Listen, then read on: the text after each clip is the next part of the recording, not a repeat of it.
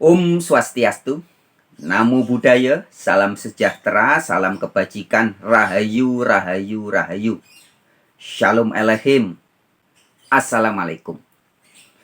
Sahabat-sahabat, para pemerhati channel Warta Kabar Baik. Terima kasih banyak ya yang sudah pay attention, memberikan waktunya, memberikan hatinya, memberikan pikirannya untuk menyimak video-video di channel Warta Kabar Baik ini. Sobat-sobatku, seringkali beberapa orang atau sebagian orang yang mungkin belum menyimak video-video di channel Warta Kabar Baik ini dari awal dulu ya. Dari sekitar 2 tahun yang lalu sudah ada lebih dari 800 video. Nah, mungkin masih ada beberapa orang yang belum menyimak video-video secara keseluruhan sehingga belum memahami apa sih visi dan misi dari channel Warta Kabar Baik ini sebenarnya. Bahkan ada yang bertanya bahwa channel Warta Kabar Baik ini sebenarnya memihak kepada agama apa? Golongan agama apa? Apakah memihak kepada agama Islam atau agama Kristen? Tapi kenapa kadang-kadang membenarkan agama Hindu, agama Buddha, membenarkan ajaran-ajaran spiritual Jawa? Nah, sebenarnya channel Warta Kabar Baik ini memihak golongan yang mana sih? Nah, begitu pertanyaan dari sebagian orang yang belum memahami visi dan misi dari channel Warta Kabar Baik ini. Tapi, bagi teman-teman dan siapapun Anda yang mungkin rajin menyimak pewartaan-pewartaan atau pekabaran atau pemberitaan yang diwartakan, diberitakan oleh channel Warta Kabar Baik ini, bisa menangkap bahwa sebenarnya pesannya, inti pesannya mengandung spirit yang sama. Dari semua video-video itu mengandung pesan spirit yang sama. Yaitu tidak membela atau tidak memihak salah satu agama, tidak. Tapi justru ingin menunjukkan, membuktikan, mewartakan, maka ini disebut kabar baik ya. Mewartakan kabar baik bagi dunia pada umumnya dan Indonesia pada khususnya. Bahwa semua agama itu mengandung kebenaran dan inti-inti ajaran yang sangat mulia. Jadi visi dan misi intinya itu teman-teman ya. Kabar baiknya adalah kita semua bersaudara.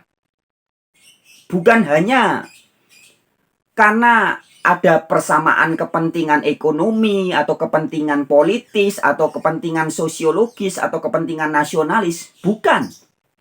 Tetapi kita semua beragama. Dan kita semua adalah bersaudara. Maupun yang tidak beragama pun, kita bersaudara. Karena kita bersumber dari Sang Pencipta yang sama.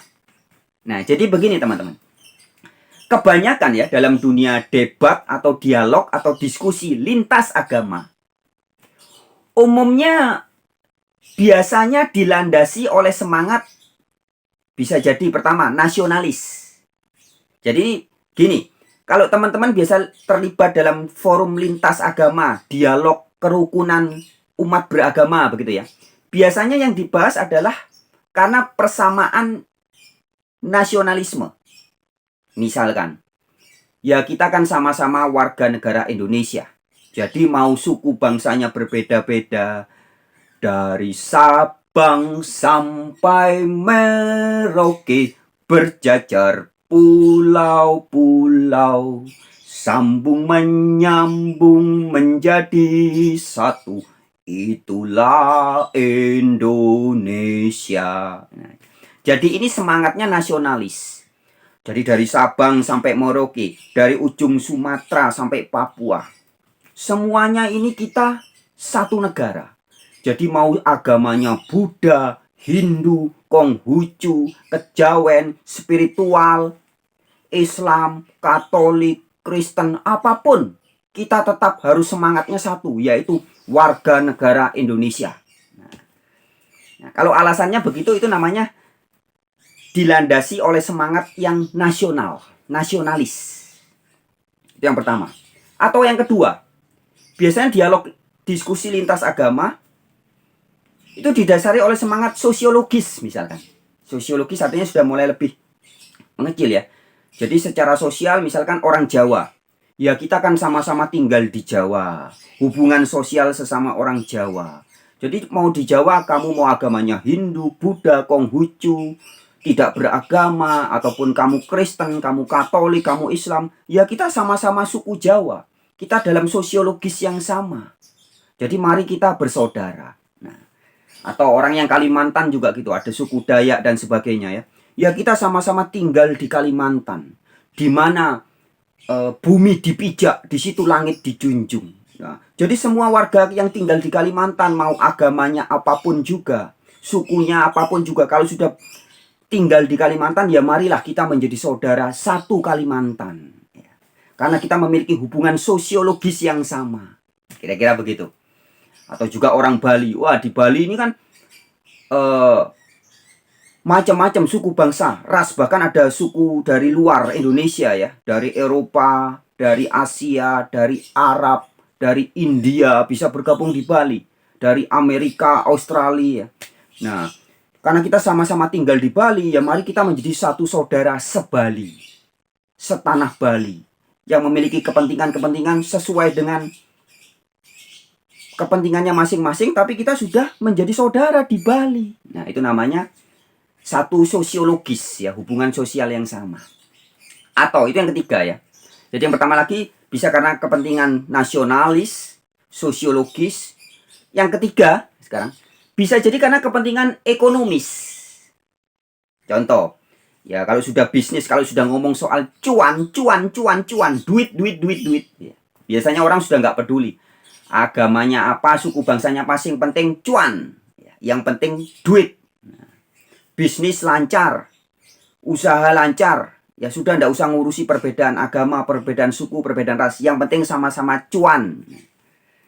Nah, itu namanya dasar dari ekonomis ya. Jadi demi kepentingan ekonomis kita tidak mempedulikan perbedaan-perbedaan lainnya. Sama-sama pokoknya podo-podo cuan lah, gitulah. Cengli lah, cengli. Itu yang ketiga, kepentingan ekonomis. Atau yang keempat, bisa juga karena tujuan politis. Jadi lintas agama harus bersatu, bersahabat, bersaudara, karena sama-sama memiliki tujuan kepentingan politik yang sama. Misalkan, kita dijajah oleh penjajah, supaya kita menang kita harus bersatu. Lupakan dulu perbedaan agama. Misalkan contohnya begitu. Atau Indonesia harus bersatu. Meskipun kita beda-beda agama, beda keyakinan, kita harus bersatu. Itu termasuk kepentingan politis. Itu yang keempat.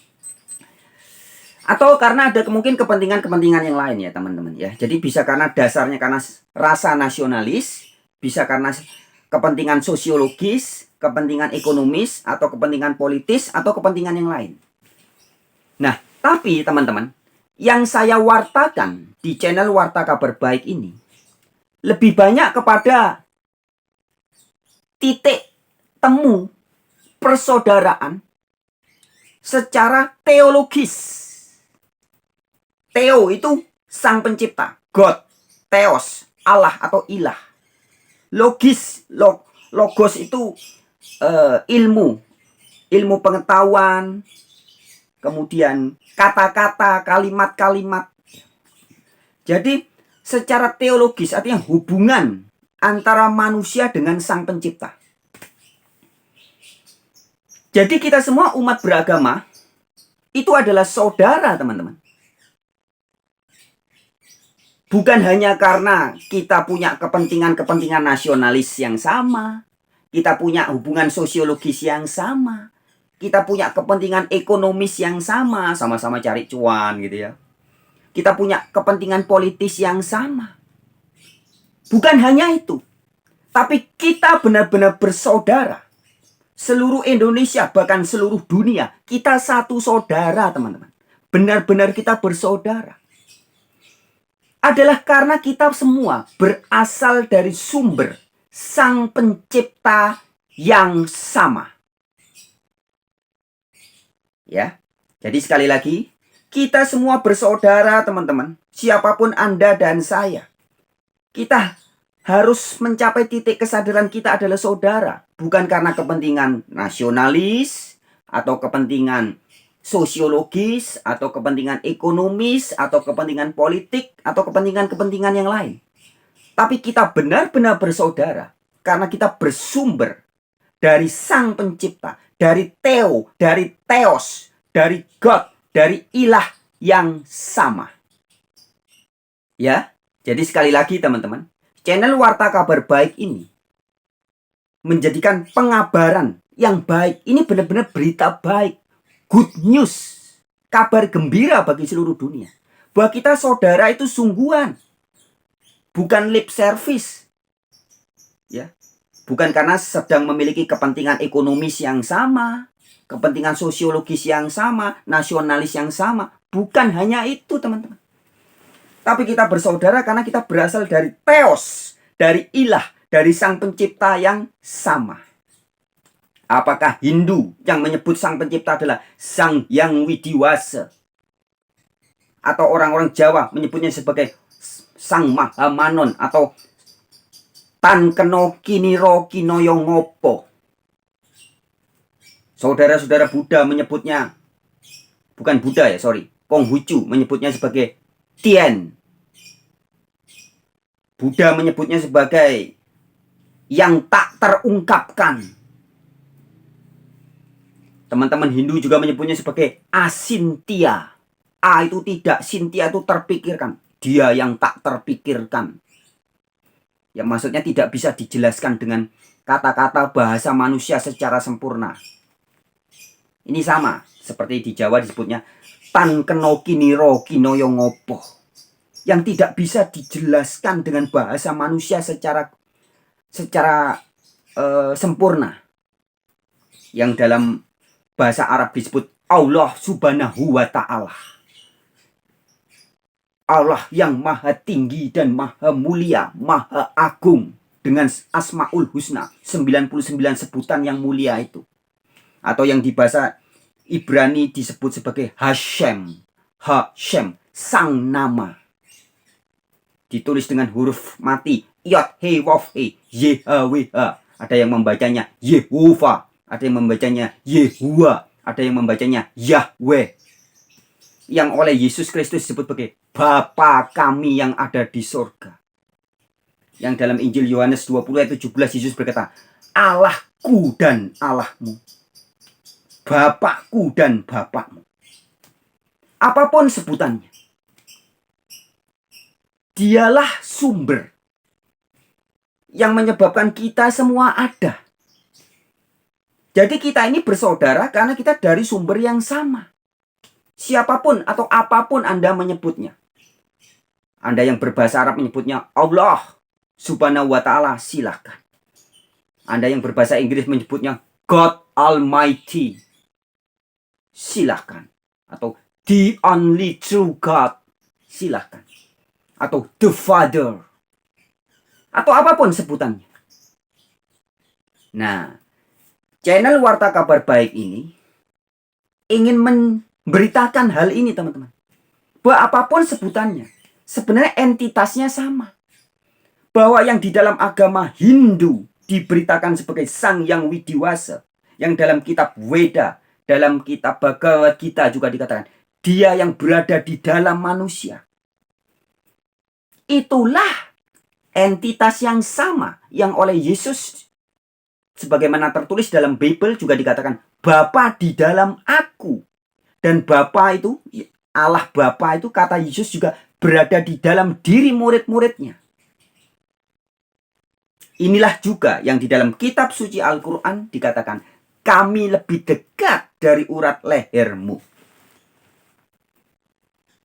Jadi apapun agama Anda bernaung dalam organisasi Hindu atau Dharma, atau organisasi Kristen, atau organisasi yang bermerek Islam, entitas yang dibicarakan atau entitas Sang Penciptanya sama.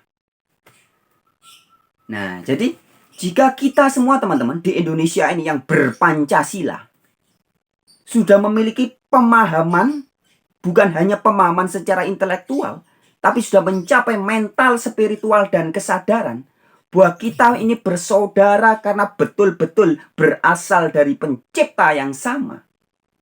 Maka ini sangat mendasar teman-teman. ini akan kokoh. Kesadaran spiritual kita akan sangat kokoh. Bahwa kita berasal dari pencipta yang satu. Sehingga kemudian ketika kita menjalani kehidupan kita sehari-hari, yang beragam suku bangsa, dari Sabang sampai Merauke, berjajar pulau-pulau, sambung menyambung menjadi satu, itulah Indonesia. Ketika kita menyadari keanekaragaman suku bangsa, bahasa, dan agama dari Sabang sampai Merauke, dari ujung Sumatera sampai Papua, itu kita betul-betul bukan hanya pengetahuan secara intelektual, hafalan, tahu di pikiran saja, bukan. Tapi betul-betul masuk ke dalam ranah rasa, sadar sesadar-sadarnya, eling seeling-elingnya, bahwa kita betul-betul satu saudara. Bukan hanya karena satu nusa, satu bangsa, satu bahasa, bukan. Tetapi kita saudara karena secara teologis kita betul-betul berasal dari sumber Sang Pencipta yang sama. Jadi begitu ya teman-teman. Kita sungguh-sungguh saudara karena kita berasal dari Sang Pencipta yang sama. Oke? Itu semangat yang utama yang ingin disebarluaskan, yang ingin diberitakan, diwartakan dalam channel Warta Kabar Baik ini. Oke? Bisa dipahami ya? Wabillahi taufik wal hidayah. Wassalamualaikum warahmatullahi wabarakatuh. Elehim shalom. Om Santi Santi Santi. Namo Buddhaya. Salam sejahtera, salam kebajikan. Rahayu, rahayu, rahayu. Semangat. Oke? Sip.